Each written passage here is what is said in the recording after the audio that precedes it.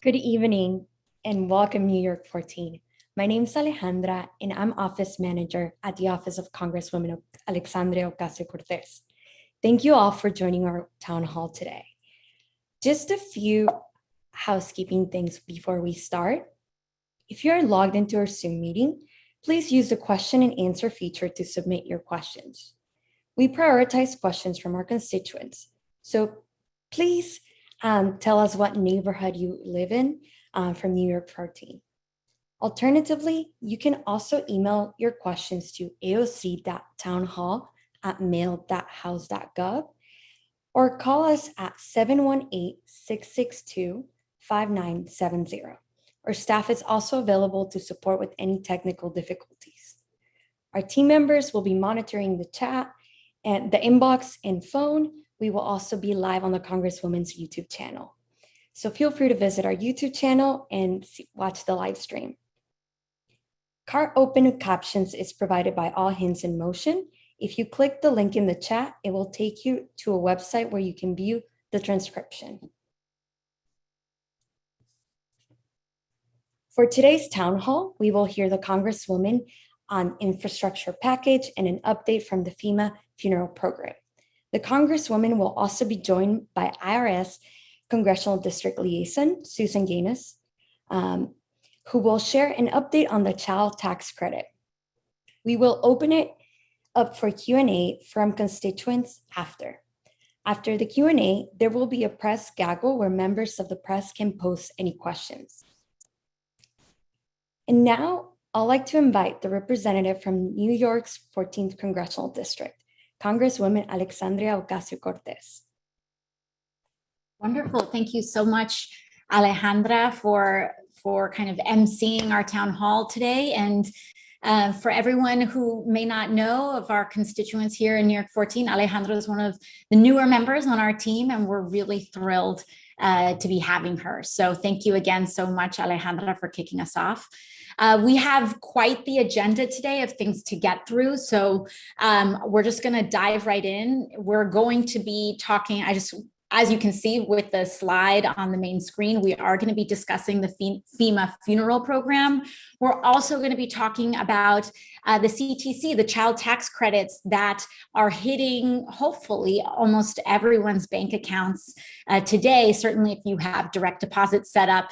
And we'll talk a little bit about more of the administration. We have Susan, wonderful, I'm not trying to out her tenure, but as we were joking earlier before, but let's just say Susan is probably one of the most qualified and experienced folks at the IRS that we could possibly have joining us here today to really give everyone the lowdown on the child tax credit and to help you potentially help others access the child tax credit as well. So we're really excited about that. We're going to dive in. And so we're going to do that. At the top, though, there are some things that we want to make sure that we address. We're going to address the FEMA funeral program, as well as certain current events, including latest update on the infrastructure bill and negotiations, what's going on between the Senate and the House and the White House.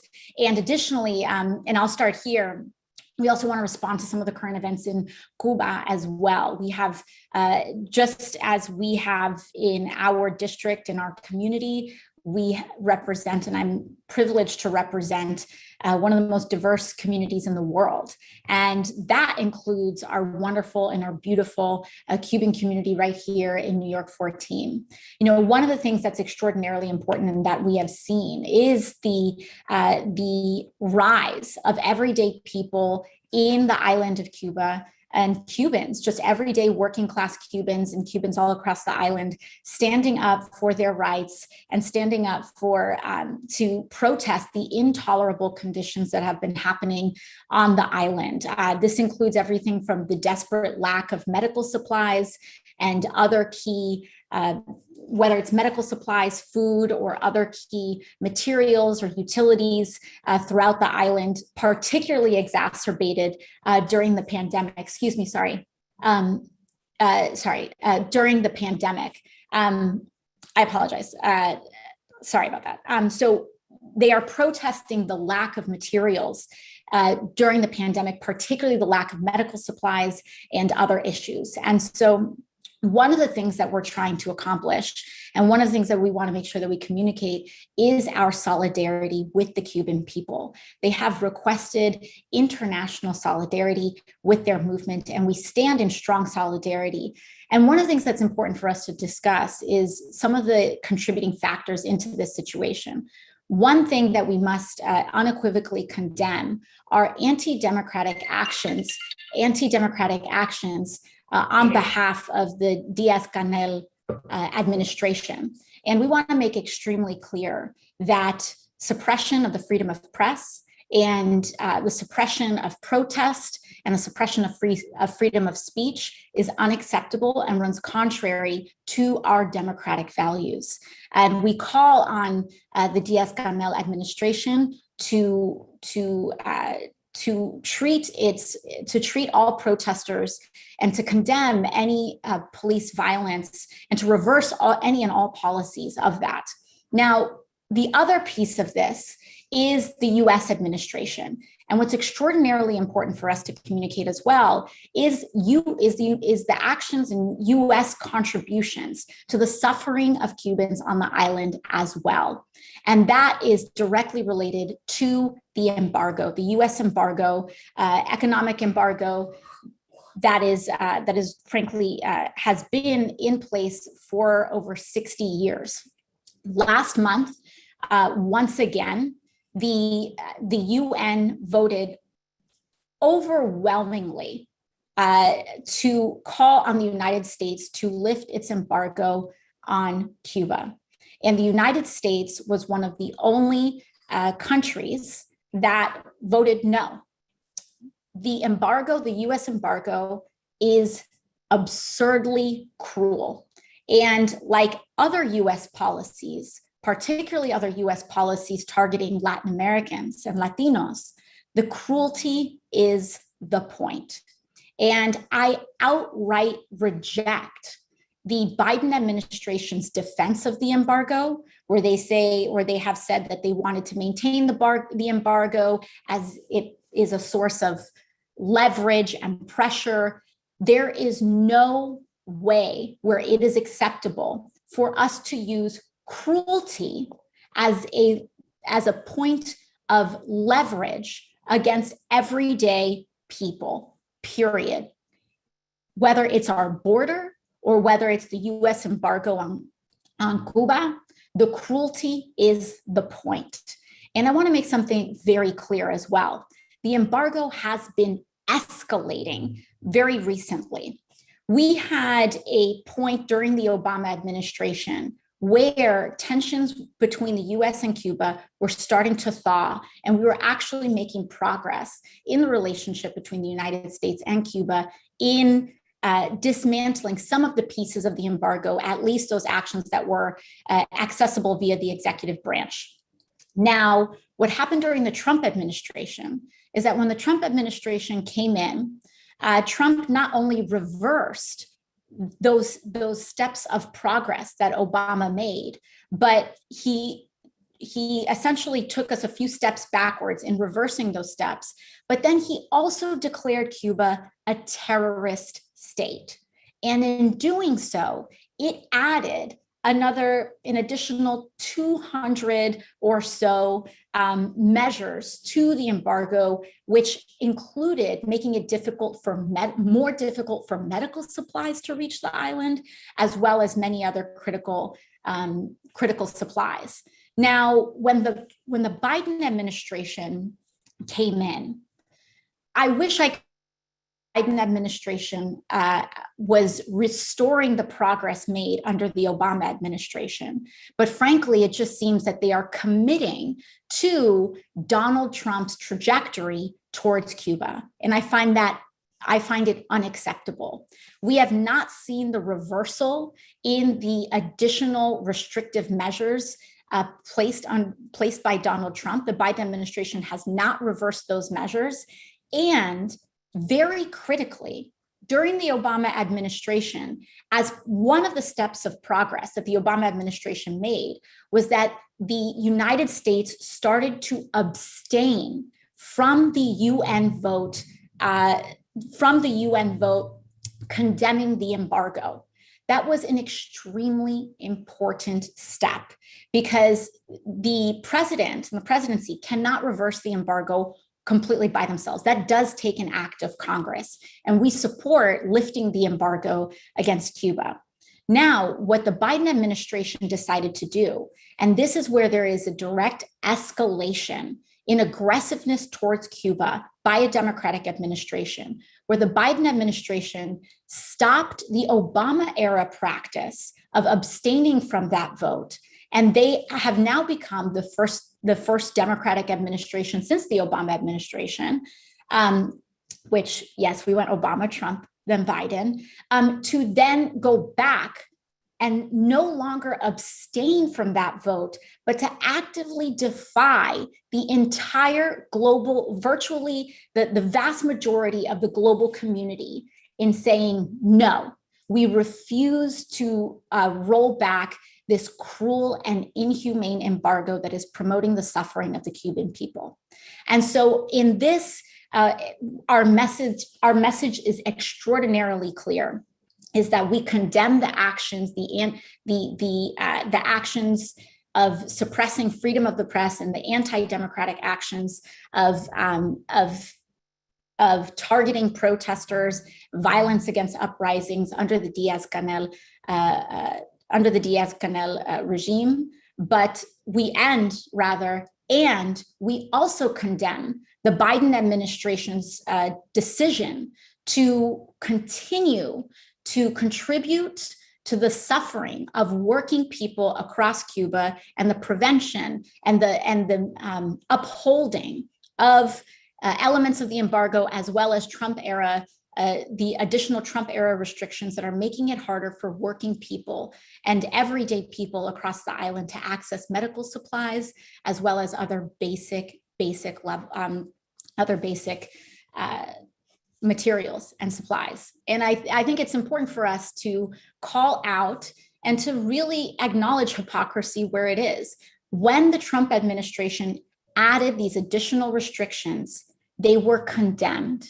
They were condemned by Democrats, and they were condemned by foreign policy experts. The message was extraordinarily clear during that time, and it was wrong when Trump did it, and it's wrong when Biden is doing it. And it's important for us to be able to say that and to be able to acknowledge when the Biden administration is doing something wrong, while also not allowing the targeting of protesters to be put off the hook by the government in Cuba as well. So that is our first piece of current events. I'm going to dive into an update on the FEMA program. Then we're going to go back to current events on the infrastructure bill, and then we're going to kick it over to the child tax credit summary. So quick update on the FEMA funeral program.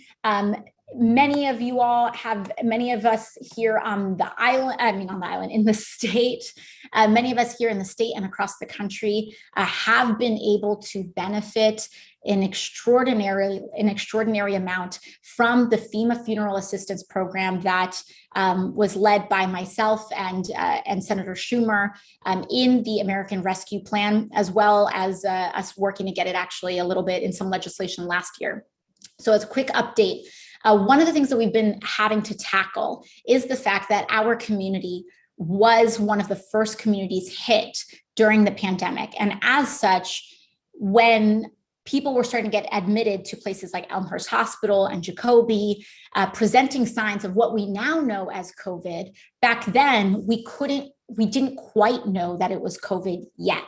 And so because the funeral assistance program requires COVID to be cited on a death certificate in order to have your funeral costs reimbursed, we've been trying to chip away and make sure that there's a little bit of flexibility for those families that were affected at the beginning of the pandemic when COVID was not a standard practice of citation in death certificates and in records. So in our update, 4 deaths from January 20th to May 16th of last year any death certificate that does not list COVID does not have to be formally changed. You can now send in a signed letter.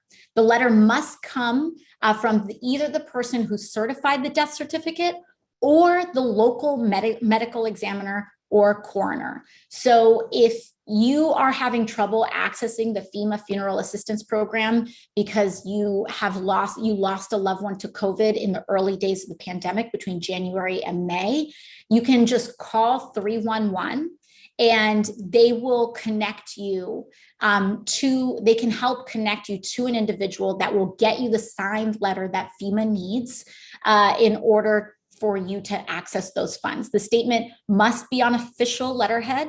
It must identify COVID-19 as a cause or contributing cause of death, and it must include information linking it to the original death certificate. So that's the update for you. We were successful in being able to add some of that flexibility so you don't have to go through jumping all of those hoops in a formal change of the death certificate, which can be a much more difficult process to go through. So that's our latest update there.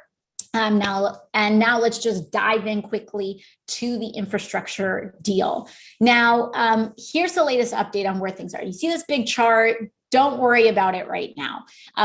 What I want to start off by framing is basically here's the current state of play with our infrastructure negotiations. The Senate announced just yesterday that they have come to an agreement. The Senate side has come to an agreement in authorizing somewhere in about $3.5 trillion in a package in about 8 to 10 years for infrastructure investment. So they are going to authorize about a $3.5 trillion package. That is what was announced yesterday on the Senate side. And then the House side, we are ready to go on something that's known as reconciliation, which I'll move later. In addition to that broader infrastructure bill, we have this bipartisan infrastructure proposal. And this bipartisan infrastructure proposal is, sorry about that. Deco's upset by the bipartisan bill. The bipartisan infrastructure proposal is much smaller and it does not meet the same needs that the overall proposal for and frankly what the Biden administration has outlined is necessary.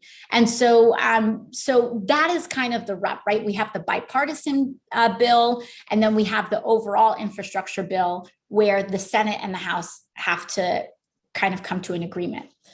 Now, here's the problem with the bipartisan bill. As you can see, and if you could go back one slide, as you can see, this blue bar is what the Biden administration's proposal is on the infrastructure plan. Now, for the record, when the Biden administration released their plan, it was already too small, in my opinion, for us to meet our infrastructure needs.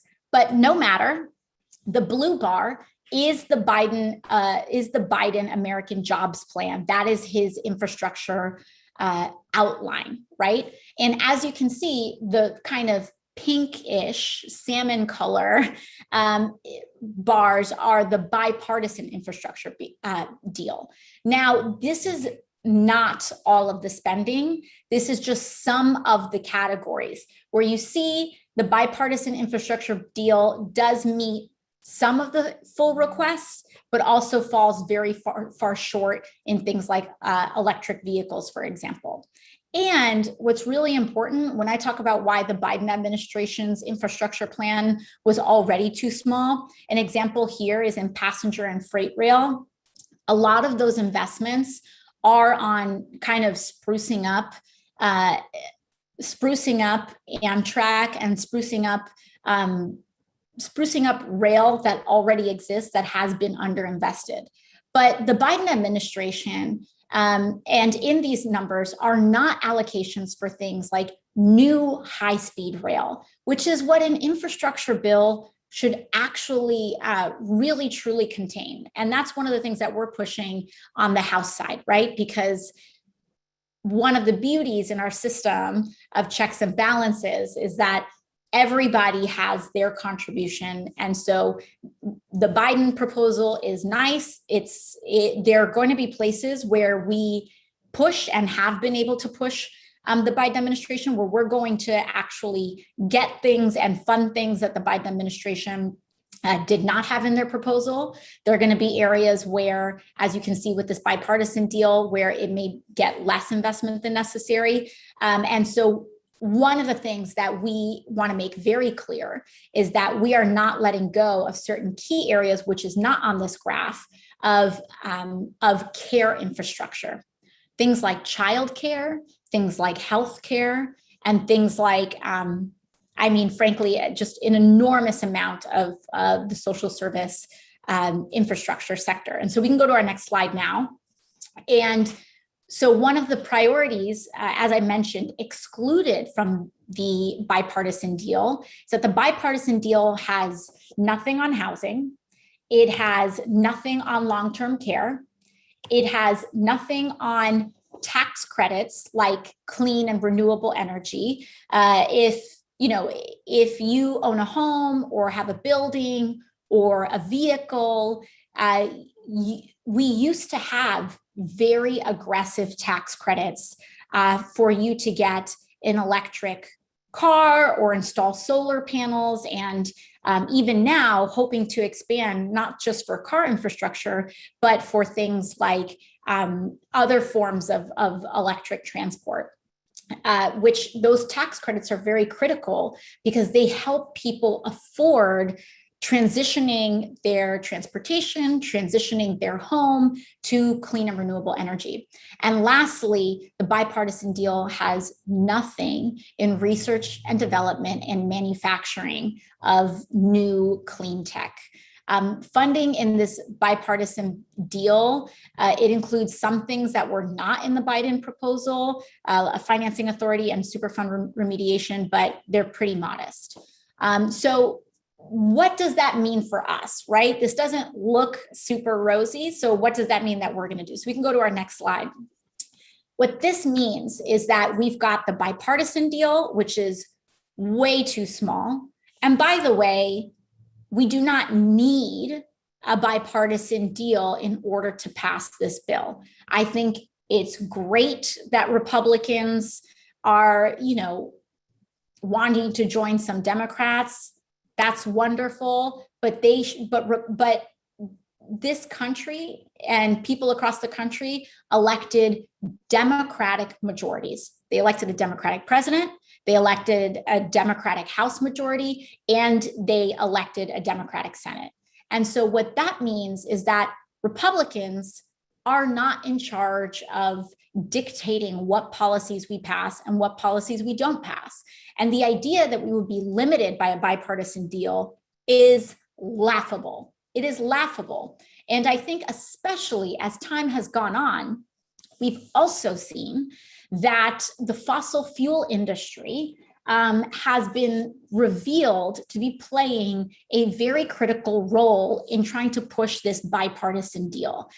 There was ExxonMobil lobbyists that were kind of caught on tape admitting that they have been essentially having Democratic and Republican senators essentially on speed dial and talking to them weekly as they try to contour the shapes of the bipartisan deal. And we are starting to see some of that echoed in public statements. You have ExxonMobil saying, we have someone like Joe Manchin on speed dial, and we talk to him every week. And ExxonMobil lobbyists are huddling with, they named 11 senators, Democratic and Republican, that they huddle with. And then we're now like a week or two later, hearing some of those same folks saying, we need to protect the fossil fuel industry. They're very deeply concerned with the investments that we're making in clean energy and helping people transition their energy needs. I mean, this is ridiculous. This is straight up the kind of legal corruption and money in politics that is really eroding our ability to save our planet, give ourselves health care, establish a public healthcare system, and really invest in our infrastructure. And so that is just one of many reasons why we will not only accept a bipartisan bill and investment alone.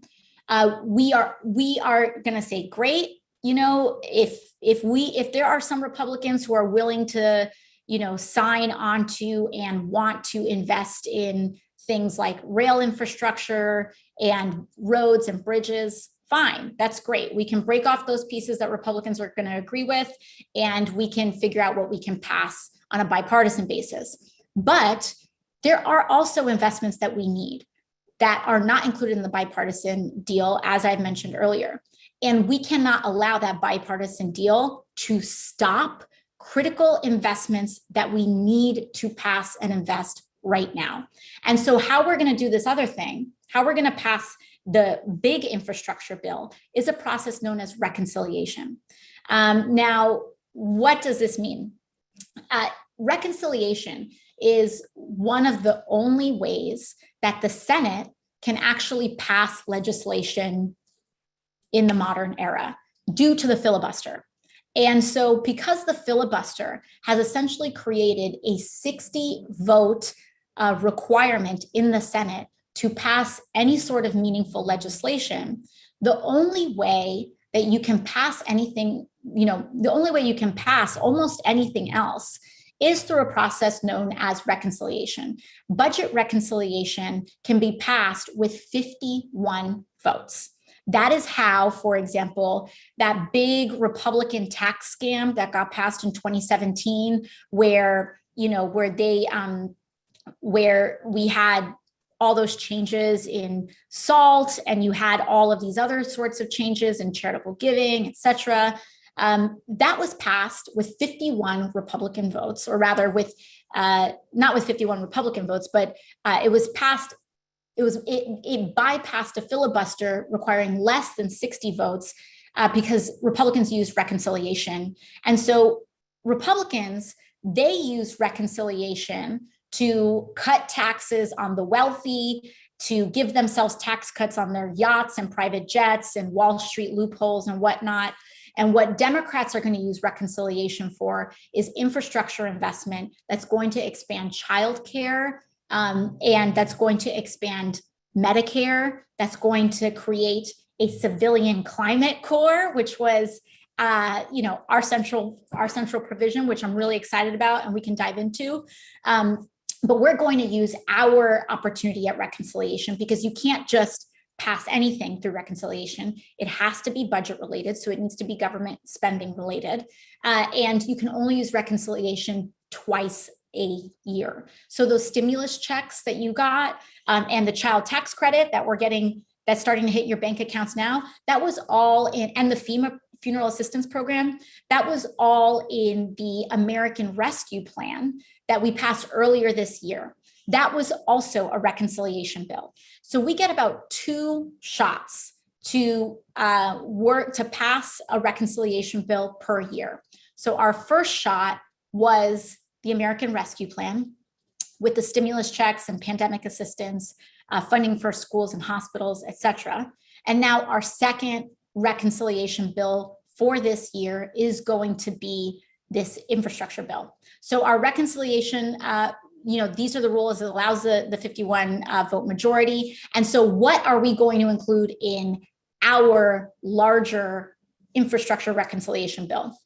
Universal pre-K across the country for 3 and 4-year-olds. So a little bit of what we had created here in New York City with universal 3K and how that was like slowly rolled out, we're going to try to make that national right here in this reconciliation bill. I'm really, really, really excited about it.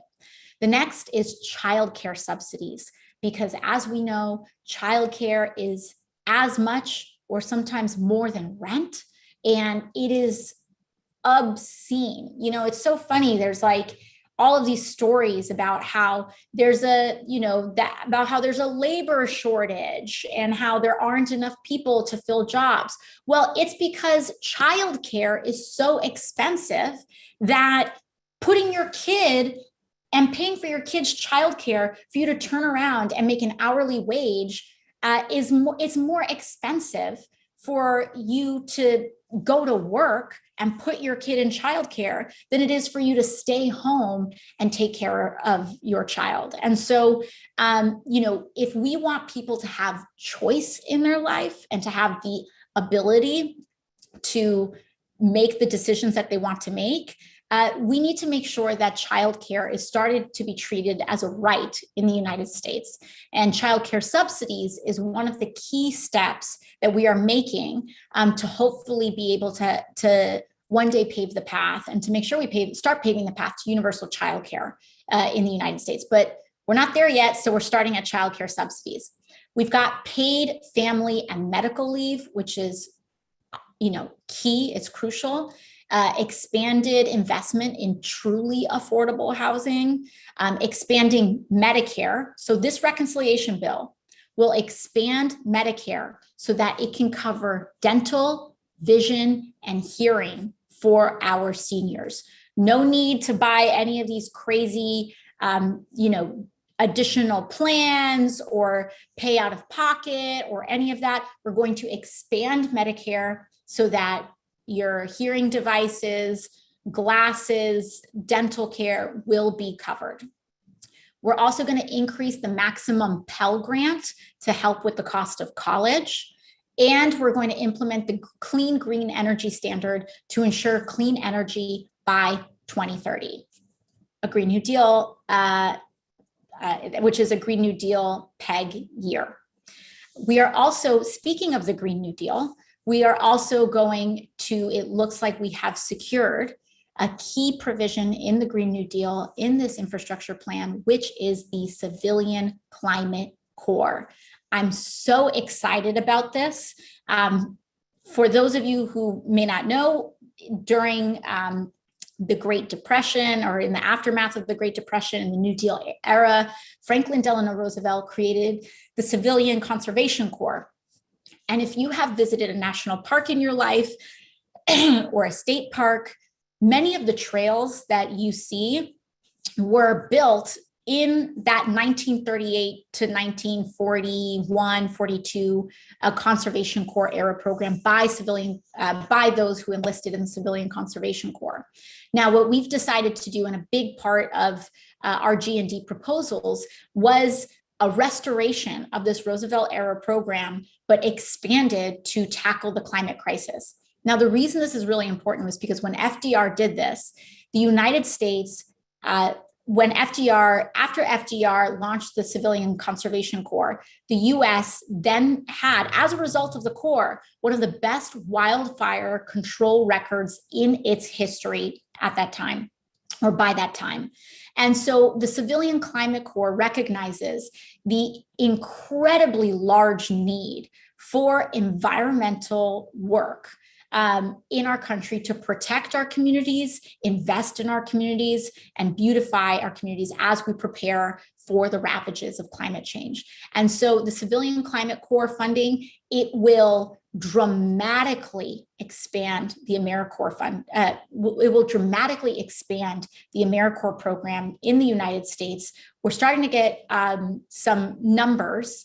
So I don't want to say if we're going to be doubling, tripling, increasing by 50, 75%. Once we kind of solidify that number, I'll let you know. But it's a really exciting investment. It is the first time that the Corps will be really brought back since it's the first time it'll be really created since 1938. And it's extraordinarily exciting. We've also got EV incentives, immigration reform. We are including a path to citizenship for millions of people in this reconciliation bill. And so we're hoping that this survives the parliamentarian, as well as extending the child tax credit that we've got today. So that is the reconciliation bill. And then we can go to our next slide. So how do we get it done, right? You've got the bipartisan piece, we have the reconciliation piece. This is what we're doing. House progressives are standing up. House progressives, I just want to let y'all know where this is coming from. We only have a 4-vote margin in the House. And so myself, as well as other progressive members in the House, Congresswoman Pramila Jayapal, Ayanna Pressley, Rashida Tlaib, et cetera, as well as many other members of our Progressive Caucus, Barbara Lee, we have made the stand and we said, we will tank the bipartisan infrastructure bill unless we also pass the reconciliation bill. And so it goes both ways, right? If Manchin and in the Senate, if they approve our reconciliation bill, we will approve their bipartisan bill. And if they try to strip immigration reform, if they try to claw back on childcare, climate action, et cetera, then we're at an impasse. It's a no-go. And so because both of these parties really want to pass their own legislation, we do find so far that the strategy has been enormously successful. When this bipartisan plan was coming together, it was trying to be used as a mechanism to tank our reconciliation bill. And so what we've said is, your bipartisan bill is not going to go anywhere because we've got the House margin. And so that's created the path for us to be able to pass both. And that's our update on infrastructure. And so lastly, I'm really, really excited for our next guest. We have to talk about the 2021 child tax credit. Y'all, if you haven't checked your bank account today, if you have a kid under the age of 18, and you got direct deposit for your stimulus check, you might want to check your bank account today because there will likely be several $100s in it that was not there yesterday. And so we've got Susan Gaines here with us from the IRS to kind of talk through the child tax credit and how you can access it if it hasn't hit your account yet as well. So Susan, take it away.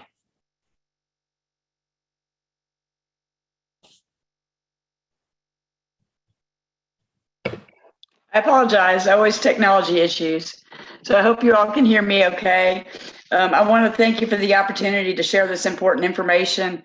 Everything that I'm going to be sharing with you all today can be found on irs.gov/child tax credit 2021. And I will share that link at the end of the presentation just to make sure that you have it. Now, thank you. Part of the American Rescue Plan expanded the previous child tax credit for tax year 2021 only. The expanded child tax credit will allow families to receive up to $3,000 for each qualifying child aged 6 to 17 and up to $3,600 for each qualifying child aged 0 to 5. And that child's age is based on their age as of December 31st, 2021. So at the end of this year, that's what we base their age on. Now, in previous years, such as 2020, the child tax credit was limited to the amount of $2,000 per qualifying child, and that was only for children under age 17. So for 2020 only, right now, the American Rescue Plan increased that credit amount by $1,000 for any child 6 to 17 and $1,600 per qualifying child under the age of 6. Next slide, please. Advance payments of the 2021 child tax credit will be made monthly starting today and going through December to eligible tax filers who have a main home in the United States for more than half the year. Now, the total amount of these advance payments will be up to 50% of the estimated total child tax credit for tax year 2021. This means that for qualifying children aged 0 to 5, you may receive an advance monthly payment of up to $1,800, totaling $1,800 or $300 a month. And for children 6 to 17, your advance payments will total up to $1,500 or $250 a month. Now, you will need to file a 2021 tax return in order to reconcile your advanced child tax credit payments, and more importantly, to get the other half of the credit. You're only receiving half of this credit in advance. Now, the advance payments are going to be based on the information the IRS has on file for you. So that first we'll look at your 2020 tax return. And if that's not already processed, we'll look to your 2019 tax return. And if we do not have either tax return on file, we will also look toward what you input into the non-filers tool last year. A lot of people use that non-filers tool to sign up for their stimulus or economic impact payments last year. So we'll use that. But if we don't have any of that, I'll tell you in just a few minutes how you can give us more information. Now, the amount of your estimated advance payments will be determined based on your household factors such as adjusted gross income, the number of qualifying children, and your filing status. And I'll talk in just a minute how you can provide the IRS with additional information on how to update those things. So now I'm going to briefly discuss the eligibility requirements. So next slide, please. Yes. The tax return filer, the person filing the tax return, must be eligible to claim the 2021 child tax credit, and the child or children must also be qualifying children. The tax filer's eligibility is based on having a home in the United States for more than half the year. There are a couple exceptions, like for active duty military. If you're on active duty for 90 days or more, or for an indefinite period of time, you're considered to be living in the United States during that time. Also, the person filing the tax return must have a Social Security number or an ITIN, an individual tax ID number. And your income has to be below certain amounts. And there's several factors to determine if someone is a qualifying child for you. Namely, they have to be under 18 and you need to be able to claim them as a dependent. And next slide, please. So there's 3 tools available on the IRS website to help you with your child tax credit payments. First, the Child Tax Credit Eligibility Assistant. So you can use the Eligibility Assistant to find out if you're eligible for the child tax credit. Now, this tool is an important step, especially if you don't normally file a tax return. You answer a few questions about yourselves and your family members, and then you can quickly determine whether or not you qualify for the credit. Like I said, anybody can use this tool, but it's particularly helpful for those that don't normally file a tax return. Now, the next tool I want to mention today is the newly revised non-filer tool, and this is on the next slide. People who do not file a tax return for 2019 or 2020 and did not use that non-filers tool to sign up for their economic impact payments or stimulus payments can use this new non-filer sign-up tool to give the IRS the information we need in order to help you get your payments. This tool will enable you to provide information about yourself and your qualifying children 17 or under, and actually any other dependents you may have, and provide the IRS with your bank account information for direct deposit to help you get those payments as soon as possible. This tool is actually also available for anyone that did not receive their stimulus payments. So maybe you're just now hearing about the economic impact payments. You can use this tool to register to receive your the third economic impact payment, that $1,400 per individual. And if you didn't get the 2 stimulus payments the year before, you can claim them as the 2020 recovery rebate credit. So anybody that's not already signed up should use this tool to sign up to get the credits that you're eligible for. And then the third tool I want to talk to you about tonight is the Child Tax Credit Update portal on the next slide.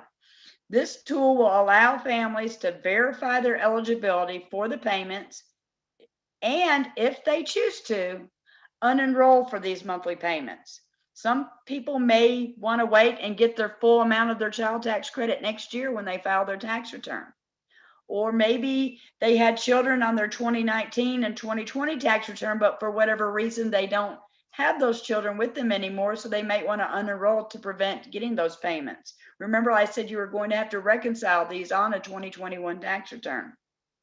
And currently, this tool can also be used to provide banking information to the IRS. So if we don't have your correct bank account, maybe you changed banks or you closed your account since the time you filed your tax return, you can use the tool today to provide the IRS updated banking information so we can get your August payment to you rather than by mail, but by direct deposit. Now, this tool is password protected, it's very secure, and it allows any eligible individual with internet access and a smartphone or computer to access it. And then coming later this summer, on the next slide, we have a few more updates that you'll be able to make on the portal. You'll be able to use the portal to change your address, to report a change in your income. Maybe your income was higher in 2019 or 2020 and you didn't qualify for the advance payments based on your income, but for 2021 it's lower, so you'll be able to report that to the IRS and get caught up with your advance payments. Or maybe your marital status has changed, or you've had a change to the number of qualifying children, such as a child that was born in 2021, or you're a parent that swaps claiming the child as a dependent each year with the child's other parent. So you'll be able to update that information with the IRS. Also, if last month or recently you decided to unenroll from the payments and you decide, well, maybe I shouldn't have done that, you'll be able to use the tool to re-enroll. Now with that, I wanted to keep this short because I want to get to your questions. I think that's most important. So all three tools that I've talked about are available on irs.gov/child tax credit 2021. That's the link in the top of the blue box on the right side of your screen. And when you go to that page, you'll see what's on the left there, all three tools that are available on the website. In addition, there's frequently asked questions and lots of resources that you can share with other people that may not be aware of the credit. So thank you so much again for the opportunity to share this information. And I'll let you have it, Alejandra, to let us know what kind of questions we have. Thank you. Thank you so much for your remarks, Susan. So we will now move on to the Q&A portion of the town hall. As mentioned earlier, constituents sign into via Zoom. You may use the Q&A feature to submit your questions. Please mention what neighborhood and city you're from as we prioritize questions from constituents. Also, a reminder for the press and that we will have a press gaggle where you can post any questions after our constituents. So now the first question from Laureen from Jackson Heights asked regarding the infrastructure bill, and this is for the Congresswoman. How can we keep this infusion of capital in education past this package? So thank you so much, Laureen, for your question. And I think that one of the things that's really important for us to communicate, and I think one of the things that would be really helpful for us for everyday people to speak up about, is that this infrastructure package really just represents a down payment on the larger infrastructure needs of this country. There's a lot of really great, historic, wonderful things in this package, whether it is the reestablishment and the establishment of a civilian climate corps and dramatically expanding the AmeriCorps program, whether it's universal 3K and pre-K, all of this is really historic and incredible expansion. Expansion of Medicare to include dental and vision. These are really important investments, but they are just a drop in the bucket in a way in terms of the additional infrastructure investment that we're going to need. We need to lower the age of Medicare. I mean, I believe that it should be lowered to 0, but at minimum, we should be bringing that from 65 to 60, as Biden had indicated, and even in 2016, the main Democratic nominee with Secretary Clinton was talking about Medicare, lowering the age of Medicare to 55 or 50, and so that range is really what we need as soon as possible. as well as, I think, frankly, opening up Medicare so all people can enjoy it and no one has to worry about having to pay for an enormous deductible or huge prescription prices or anything like that. And so what's really important on the note of education is to keep pushing and saying, listen, this is just a down payment in terms of the infrastructure needs that are going to be necessary. And in fact, I believe today, Congressman Bowman, right, who's our congressional neighbor, is actually releasing the Green New Deal for schools. And we're really excited about that because it not only is talking about the making sure that we are retrofitting and rebuilding our schools to clean energy standards and making sure that they are efficient in terms of the bricks, but also it brings in that sustainability so that we have expanded we have expanded protections and actually gets into the actual social infrastructure and curriculum in schools with teachers, students, et cetera. And so we have to keep pushing, which, I'm currently, spoiler alert, I'm working on a Green New Deal for transportation, and we will be introducing that at some point, likely after the passage of this infrastructure bill, because this bill is the down payment. And we need to make sure that we continue pushing on the investments that we need. So we're not forgetting it. There are critical investments here that are going to help communities and help families, but we do need to keep pushing on the front of education. Awesome. Thank you, Congresswoman. The next question will be for Susan. And this is from one of our constituents, Louise. What forms should the taxpayer file to get the child tax credit? Hi, Louise. Thanks. That's a great question. Now, you can use the non-filer tool, or if you're required to file a tax return, you would file a Form 1040.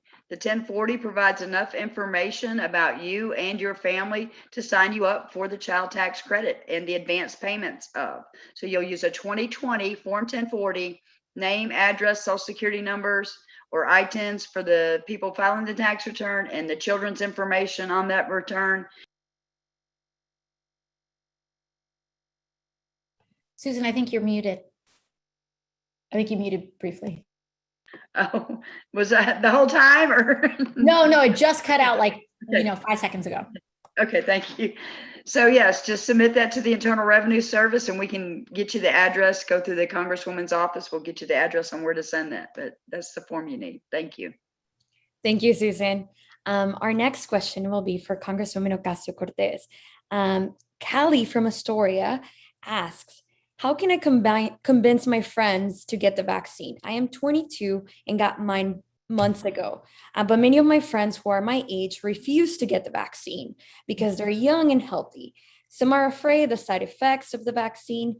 Do you have any advice for me on how to persuade them to get the vaccine? Yeah, absolutely. Well, thank you so much, Callie, for your question. And it is a really important question because we know that the most persuasive person in a person's life is someone that they have a close relationship to, that they already trust.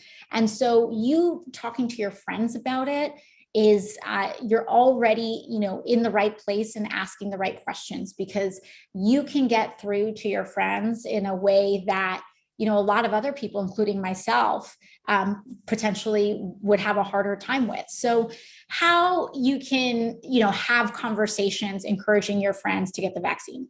I think number one, a really good rule is don't be judgmental. Don't nag them, don't tell them, don't make them feel bad about it or anything like that, because that can sometimes sour the interaction in a way that now whatever you tell them, even if it's like, can you pick me up some chips on the way home? They're going to be like, no. So create a positive environment in that conversation. That I'd say is rule number one. Now, number two, I think, is to really be armed with some information, particularly about the Delta variant. And I'm going to help you with some of that information today. So right now in the United States, the vast majority of COVID vaccinations, or rather a huge amount of COVID vaccinations are due to the Delta variant. And out of all of the hospitalizations in the United States, about 99.2% of all people hospitalized due to COVID in the US are unvaccinated.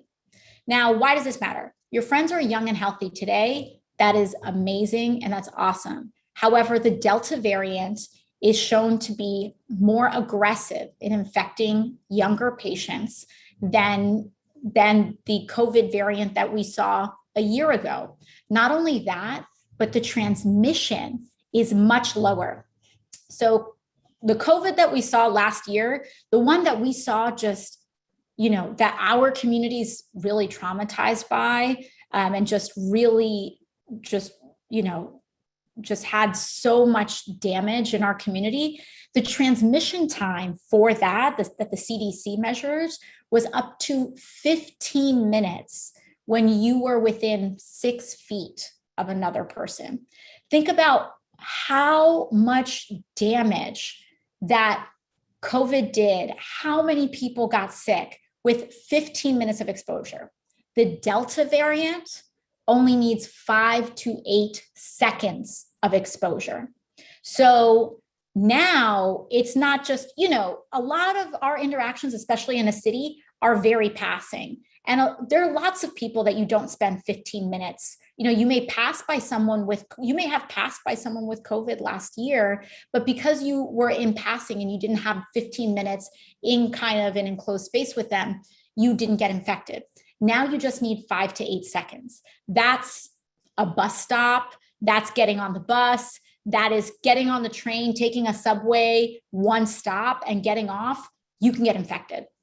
And so not only are younger people more at risk with the Delta variant, but because the Delta variant is more aggressive and it has much higher rates of infection with younger people, you are more likely to get COVID with the Delta variant as a younger person than you were with the original. And so right now is the most dangerous time that young people have experienced with respect to COVID. Not even last year. It's more dangerous to be a young person, an unvaccinated young person now than it was a year ago. So that's one piece, come armed with the facts. Then there's the other piece, which is this is not just for your friend. The fact of the matter is, if I'm coming in, or a person may say, I'm young, I'm healthy, or even if I get COVID, I'm going to survive it. It's going to be okay. Well, just like with last year, the thing is that you can transmit it as well. And there are older people in your life that all of us probably, that all of us love and care for, whether it's your neighbor, whether it's your grandparent or your parent, that will be put in danger if you are going around unvaccinated and potentially transmitting the disease. So one of the other things we know about the Delta variant is that if you are vaccinated, it is still possible to get COVID and infected by the Delta variant. Now, what's the difference? The difference is that the vaccine prevents death. So the vaccine will keep a person from passing away from COVID, but that should not be the measure. COVID has created long-term, and we don't even know, in some cases, we don't know if it's long-term or permanent damage in the way that some people have. There are people that report after getting COVID, they didn't pass away, but they can no longer walk 5 or 6 blocks. In fact, we have someone that we know connected to our team that got a case of COVID and has difficulty while she was vaccinated, has difficulty speaking. Has difficulty, walking a few blocks. And so my tip number 1 is stay positive. Tip number 2, come with information and particularly talk about Delta. And tip number 3, is to make it not just about them, but to make it about protecting the people that they love. And so those are my three. And know that it takes multiple conversations. And you're not alone. I know people in my life that were reluctant to get the vaccine. And that's the method that I took. And also know that it takes multiple conversations. And when someone knows that you have information and you're not going to be judgmental about it, they will feel more comfortable coming to you with follow-up questions. And, I've talked to people in my building and my neighbors, and it took, for some folks, it took like 3 to 5 conversations, but then eventually they got there and they got vaccinated. And that is what the most important part of this all is. Thank you, Congresswoman. And our last question will go to Susan. This is from Anthony, and they say, my cousin has a son and has already filed her taxes. How does she collect the child tax credit? As long as she's eligible, that should come automatically. As long as she's already filed her tax return, everything that she needed to do has been done to receive those payments. So you can use that child tax credit update portal on irs.gov and check the status of your payments. That information is available on that portal right now. Good question. And Susan, someone can use that portal if they had a baby after filing their taxes, right? It's not ready yet, but later this summer, they will be able to add that information on the portal. Yes, good question as well. Awesome. And we actually have a couple more minutes for questions, so I'll go with another one. This one will be for the Congresswoman. And this is from Ruby from Parkchester. Does this infrastructure bill include opening MTA train stations in Hunts Point, Parkchester, and Co-op City in the Bronx? MTA. Okay. So the infrastructure bill, let's talk about the infrastructure bill with respect to the MTA train station. So in a separate and previous term, there was investment that was already put in for opening MTA stations in Hunts Point, Parkchester, Morris Park, etc. And in fact, there are public hearings that are going on right now that between the MTA, Amtrak, etc., on the opening of these stations and construction in our communities. And so the answer to your question technically is no, but the reason no is because it already was authorized. The funds are already, and the project is already kind of on its way in launching the part in starting. However, one of the things that I'm pushing for is additional high-speed rail, not just in New York, but across the country. And we've successfully been able to increase the rail expenditures on the House side by 20%. And we're hoping to really bring that up to a much larger number so that high-speed rail and rail in general isn't just a New York thing, isn't just a Northeast thing, but it's something that people across the country can enjoy. So if you are curious about some of these kind of public hearings on the Hunts Point MTA station, potentially Parkchester, Morris Park stations, there are public hearings that are starting to happen right now, and our office can help share that public hearing schedule. And maybe we can put it in the newsletter as well so that you can get an email with it. Thank you, Congresswoman. We have another question about the infrastructure bill. This is from Joshua. How can the package be funded without restoring the past tax brackets from the 1%? The tax breaks, as usual, didn't create jobs. They never do. They use tax breaks to buy back company stocks. Mm-hmm. So one of the things that this is, I think, one of the areas that right now the House and the Senate are going to be, kind of butting heads a little bit as we try to fit these two pieces together. Because one of the things that, frankly, we're seeing some pressure on the Senate side where our original proposal was, frankly, to give the IRS a lot more money so that we can step up on enforcement, so that the people, making at the very, very, very top, making tons and tons of money, can get audited. And there's a lot of revenue that comes in there. Now, you talked about the restoration of tax brackets. It's not just restoring tax brackets, but there's so many other provisions and work that needs to be done that could increase revenues. Now, where the kind of rub is that I would argue that on the House side, we really want to make sure that we expand some of those taxes and restore some of those taxes as well on corporations and the very, very, very rich. Now, the Senate side is trying to say, maybe we don't need all of that. And the thing is that we do need that. We just do. And we need it not just to pay for things, but we need it actually to stem income inequality in this country. And that is actually one of the strongest cases for taxing the very, very, very rich at high marginal tax rates. And this is what we did in the 1950s and the 1960s. And at that point, our tax code matched with the fact that we had really strong unions and a strong labor movement, really made sure that income inequality was kept pretty in check.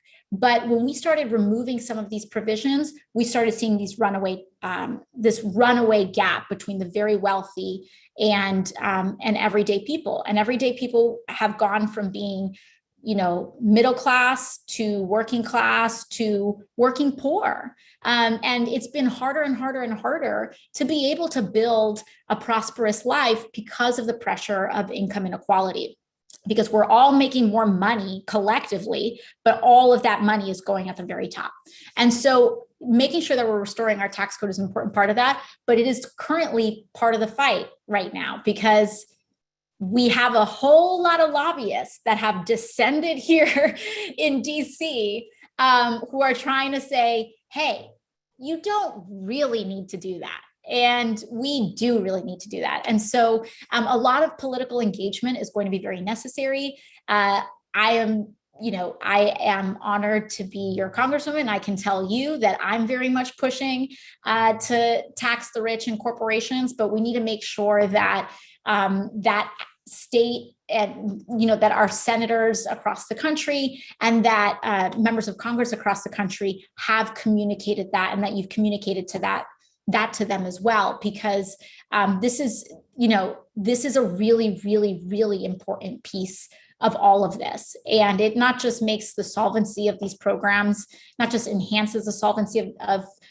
some of these structural investments, because you don't need to tax for certain expenditures like infrastructure, like physical infrastructure, but it's really important, even if it doesn't pay for anything, which it certainly does help contribute to everything, of course. But even if it doesn't pay for everything, it helps us check income inequality as well. So there are two really important purposes. It's the pay-fors, but it's also income inequality. So there's two really important purposes to making sure that we step up taxes on the very wealthy. Thank you, Congresswoman. And the next question will be for Susan. When is the IRS refunding people for paying tax on the first $10,200 of unemployment? Some people filed taxes before the American Rescue Plan was in place. That's a good question. For those that filed before the American Rescue Plan was initiated, then you probably did include all of your unemployment on your tax return as you're required to. And so in May, the IRS started making adjustments to tax returns, but we started with the simplest tax return. So single individual, no dependents, only had maybe their wages and unemployment on their tax return. And most of those folks have already received their refunds. Actually, just yesterday, the IRS issued about 4 million more refunds based on those unemployment adjustments. So you might want to check your bank account and see if you were in the next batch that went out. But we'll continue throughout the year until we get to the most complex tax returns, which are going to be the folks that filed married, filing jointly, had several different types of income, and maybe several different deductions, because everything on that tax return may need to be adjusted based on the unemployment exclusion. But great question. Thank you. Thank you, Susan. The next question is for the Congresswoman. This is from Mukunda from Woodside. Since canceling all student loan doesn't seem to have full support, has the House considered a bill to eliminate interest on student loans? So I think this is a wonderful question. Now, full student loan cancellation, in canceling all of, anyone's amount, no matter what that amount is, does have resistance. However, where we have developed a lot of momentum is in cancellation of at least $50,000 of student loan debt. And in fact, going back to the Civilian Climate Corps, we've actually, our Civilian Climate Corps proposal not only doubles the wage that AmeriCorps workers will receive, because right now AmeriCorps workers, it is ridiculous. But if you're in AmeriCorps, you're making about $7 an hour, making federal minimum wage. But what our new proposal does is that it increases that to a $15 minimum wage and allows for and includes medical and healthcare benefits, and includes student loan enrollment in student loan eligibility for student loan cancellation. And so that's an aside. So one of the things the reason I'm saying that is because we should not give up the fight on student loan cancellation. Don't say, oh no, it hasn't happened now, it's not going to happen, so let's just focus on the interest rate. Yes, we absolutely want to bring down that interest rate. Senator Warren has discussed this. I've joined her on several of these efforts, but don't settle for less. We are still pushing on student loan cancellation. It's extraordinarily important, and it is possible. One of the reasons why I think it hasn't happened immediately is that, first of all, Biden came in, I'll be generous and say being suspect of it. He wasn't fully on board, but we didn't allow that to stop us. So we started chipping away. We got Senator Schumer on board. We have Senator Warren that's championing this cause. And what's happening now is that we are starting to chip away. And what we're starting to see now is that there are some folks in the Biden administration that are starting to soften a little bit on this. And so while President Biden may not go full student loan cancellation, regardless of the amount, one of the things that he has decided to do is that he recently ordered the Department of Education to essentially provide a report. He has asked for a report, or essentially a summary, from the Department of Education on his executive authority to cancel student loan debt in general. So right now, the Department of Education is working on this, and that is the current state of affairs. Now, what the Department of Education comes out with, which we believe, we have confidence, and we know that President Biden, or any president, it is within the executive's power. There is executive authority for the president alone to cancel student loan debt. He can do it through executive order. Now, when Biden ordered the DOE to provide him this report, if the DOE then comes back and says that, which we believe from all indications that they certainly should, depending on the contents of that report, that could open the window where essentially if the Department of Education themselves give him the legal green light to do it, then I think that we have a really incredible window of opportunity for him to do so. And so I wanted to provide that update there, because I don't want you to think that the dream is dead and that this was just something, but you do raise an excellent point in that bringing down the number on student loan debt cancellation, on student loan debt interest on student loans is something that we absolutely have been advocating for and will continue to work on. And then just as a third point, sorry, Alejandra, as a third point, I know that all of our student loans are, if you hold federal student loans, repayment is suspended right now. And it is suspended until this fall. Now, one of the things that we've been increasing pressure on is to move that deadline so that student loan payments can continue to be suspended until next March. And so we're trying to push it to give people at least 1 or 2 more seasons of relief, so that people can continue to try to put their lives together after the pandemic, and have that suspension in student loan debt. So that's just kind of an overall student loan update for you all. Thank you for the update. The last question will be for Susan. Arbine asks, are there certain income requirements to receive the child tax credit? Another good question, if I can come off mute. Okay. You're off mute. Okay, thank you. My computer is ancient. I apologize. There is no income requirement, so you can have $0 of income and qualify for the credit.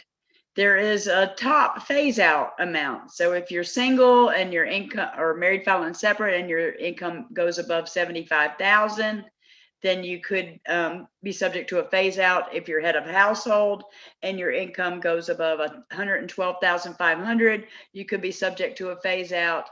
And if your income is, you're married, filing joint, and your income is over 150,000, you could be subject to a phase out.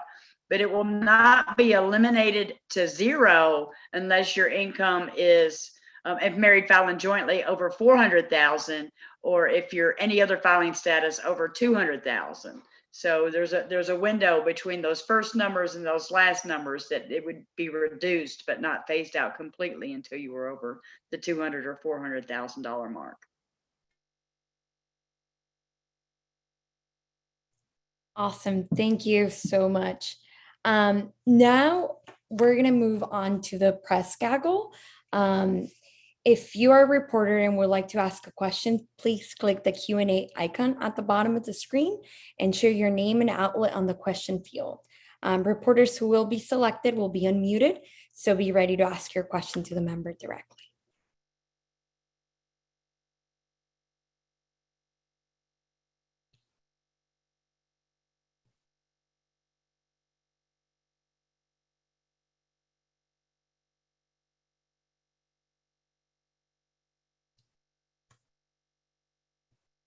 And while we wait, I'd like to put in a plug for our internships.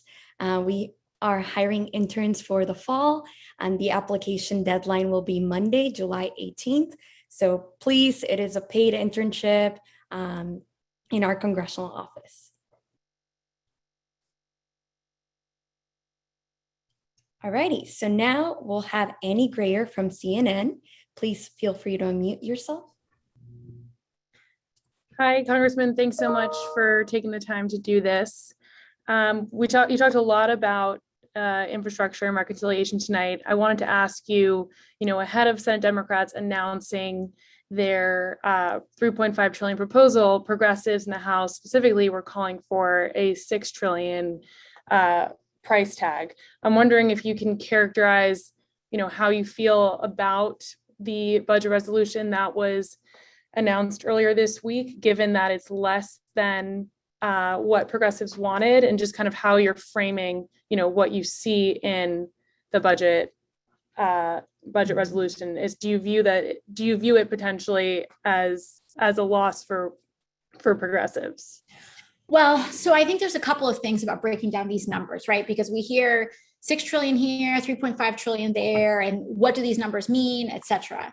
And one of the things that I don't think is kind of given enough attention is the fact that a lot of these figures, particularly the lower figures like the 3.5, it is not, they're not always reflective of the full spend of the bill, because they include the offsets or the pay-fors.